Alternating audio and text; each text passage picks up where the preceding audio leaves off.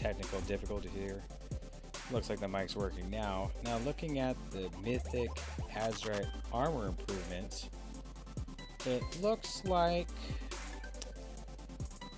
in 8.1, when you do mythics, they're going to drop, the chest will end up dropping some sort of currency, and you can end up buying Azeroth pieces, like helm, neck, and shoulders from a vendor, and you can purchase them at 355, 370, and 385, and depending on which one you want, you know, it's going to cost more currency for the higher item level. And it said doing it this way, it will improve it by, like, it'll improve things. Mythic players of all skill levels will now have a clear path to upgrading their Azeroth slots. High-end Mythic players will have a way to target specific Azeroth pieces. Duplicate or wanted Azeroth pieces from other sources such as Reg now have some additional value. Oh, that's right.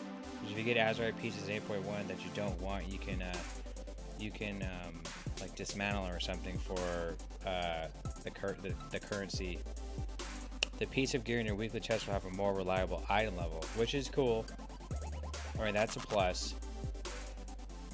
But it says, you know, you don't have to hoard your crap, like your Azeroth pieces now, because it won't go into effect until 8.1 starts. So that was the Mythic Azeroth armor improvements. This is the stuff on MMO Champ we're just looking at right now. This has to do with Blizzard, pins and badges.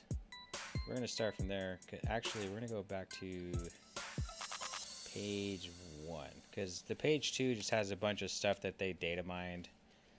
Couple class change for Death Knight. Here's a couple pictures of the vendors now on PTR, which I only have like a level 110 Shaman, so I can't even check it out. But you can see that it's going to cost a lot for the high-end stuff. 320, 3250. Holy shit.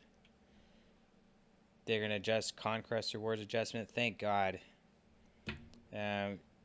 Depending how closely you lose, you could still get Conquest. Thank the Lord, because, man, on my my realm, my, you know, all the servers that play together, my battle group, the Horde usually loses.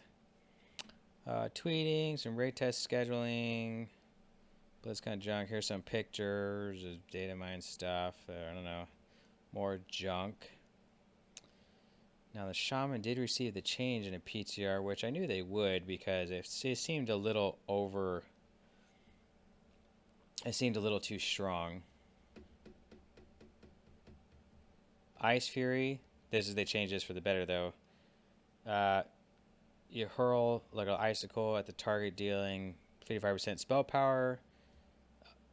And it's frost damage, and it causes your next 4 frost shocks to deal, and before it was 100% increased damage and generates 15 Maelstrom. Now it's 200% increased damage and generates 8 Maelstrom. I guess each frost shock generates 8 Maelstrom. Thank God, because it kind of sucked that it didn't generate any Maelstrom, and you'd have to run the totems in the level like 30 talent or whatever it is. I think it's 20 talent or something.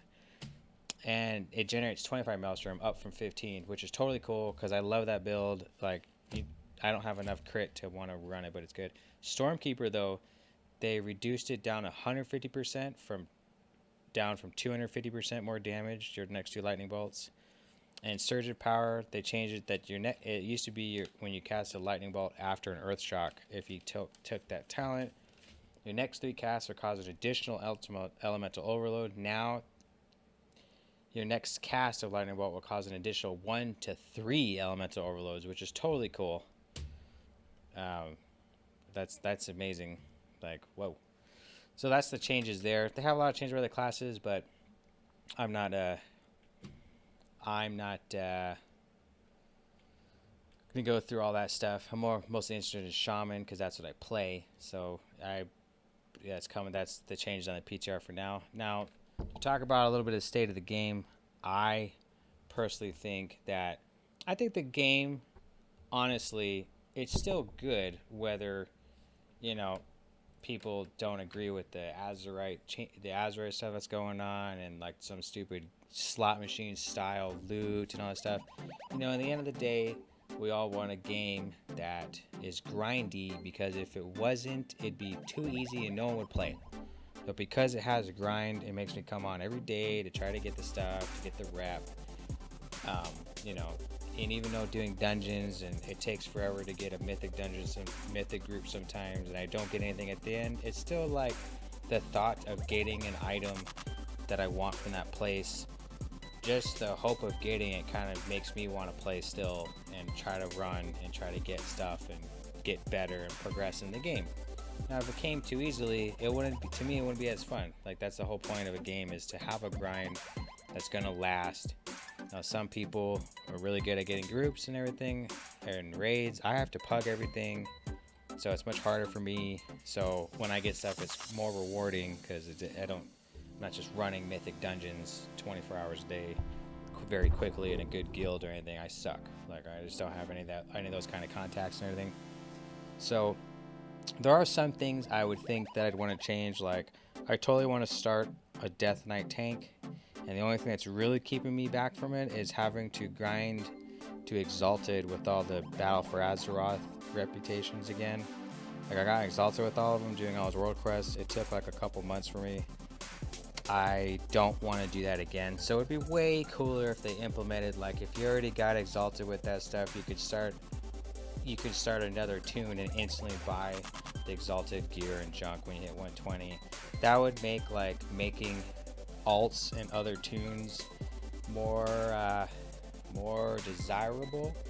You know, like, you do DPS, you want to make a tank, easily make a tank because you already grinded out all the rep on your DPS and on your first character. Same goes for healing, and vice versa. You know, if you have a tank and you grind out all the rep and you're like high, like 385 item level, and you're like, oh, I want a DPS hunter or something, it'd be really cool if we could just level it up to, you know, you give it the 110 boost, level it to 120, then get the gear and start running a little bit of higher end mythics right off the get-go.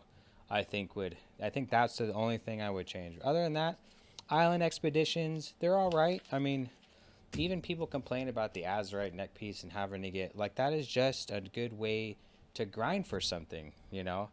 Like, doing the island expedition is to grind for upgrading your neck piece and stuff, and it takes quite a lot of Azerite, and they reduced the amount substantially because it was such a grind. But makes me want to do the world quest while I'm waiting for a queue to pop on PvP and things of that nature. So, like, I don't really have a problem even with farming playing island expeditions, or even the Battlefront.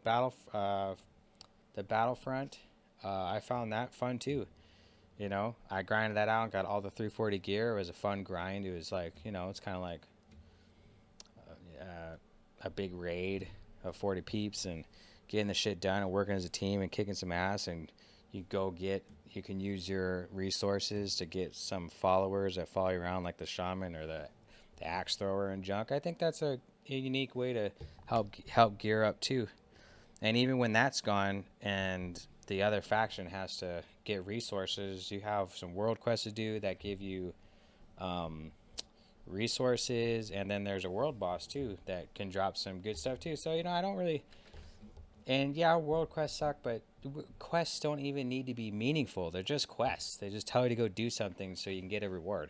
It doesn't need to be super meaningful or full of lore or super exciting. That isn't the exciting part. The exciting part is like the raiding, the dungeons, the progression, and the PvP and such. The quests are just fill-ins for, like, oh, I didn't go do this, and that's why they have emissary quests, so that you have a reason to go do those world quests and kind of incites world PvP. And I really don't. And even like, there's a lot of complaining about the class builds and everything like that, and everyone's kind of like, you know, I mean, to me, it's just the game, so I take it for what it is. You know, I will take, like, you know, I have an elemental shaman. I miss having element mastery overload or whatever it was. Elemental overload was like a talent before where you instantly can cast something while moving, and, you know, it sucks not having it, but I made do, and I'm trying my best to make do with how, like, the mechanics I have now. And before, I complained I don't have my 40 plus totems, like, you know, back when Wrath of Lich King, but even right now, my whole entire action bars are just filled to the brim with totems and such like that, and summons and the whatever. So it's kind of like I have plenty of buttons to push too, And it's not just like one single rotation sense. Just, I don't know how other classes are, but I think most classes have a thing where like there's a chance where something will proc and it does this. I feel like everyone has that now. But the class design I don't really have that big of a problem with. I mean, I find the game, I take the game for what it is, and I make it work, and it is still exciting. And yes, sometimes the loot, the chances of getting loot kind of blows, and it kind of sucks, but it makes me keep playing the game because it's just not that easy to get. If it was super fucking easy, I wouldn't really want to play it. Now, going on to, you know what I really do miss though? I miss PvP vendors. I think that is something that is missing in the game, where you can see someone all like warlord gear and you kind of open your eyes like, whoa, this dude's a real PvPer. Because right now, like, being even in PvP gear doesn't really have any sort of like awe to it, or there's not even a vendor to get any, which kind of sucks, because it was cooler when you got like marks and honor and you spent and you can get stuff from a vendor, you know. Because there's a lot of pieces out there that I want certain stats on, and I have a hard time getting it from dungeons. And it would be really cool to get it. For example, the only haste mastery mace with intellect on it for my elemental shaman is in fact the PvP one, and it doesn't drop in the raid in Uldur, and it doesn't drop in any mythic dungeon. There's no haste mastery one hand with intellect on it. And that mace I can only get by PvPing. So it'd be really cool if we did have a system where you spent currency to get PvP gear, and I could get something. I could then go ahead and get the mace by using the currency from PvPing instead of the way it is right now, because we lose almost every game playing as I'm on the Horde, and it's taken me like a month to get halfway to getting the weapon. So it hasn't been easy for me since I have to pug everything and I don't have like a group set up and whatever. So I think that's the things I would change. So, you know, hopefully, hopefully you like this video, and don't forget to hit that subscribe button to see more videos about WoW related things. And hit that bell notification so you can be notified the next time I spit one of these out. Probably when they change Elemental Shaman again, I'll put out another one or whatnot, talk about it the next week. And I'll see you in the next one.